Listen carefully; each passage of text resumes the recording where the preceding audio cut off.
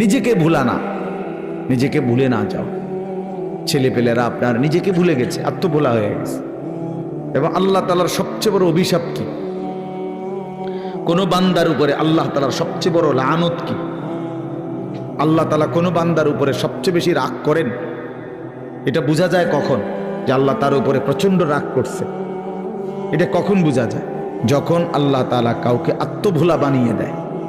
ফাআনসাহুম আনফুসাহুম, মানে একদম সহজ কথা, আপনি বুঝবেন।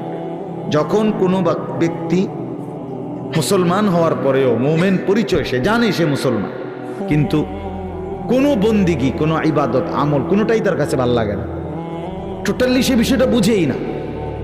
কোনো দিনই ফজরের নামাজ পড়ে না, কোনো দিনই পড়ে না। ওমা এটা কি হাইওয়ান!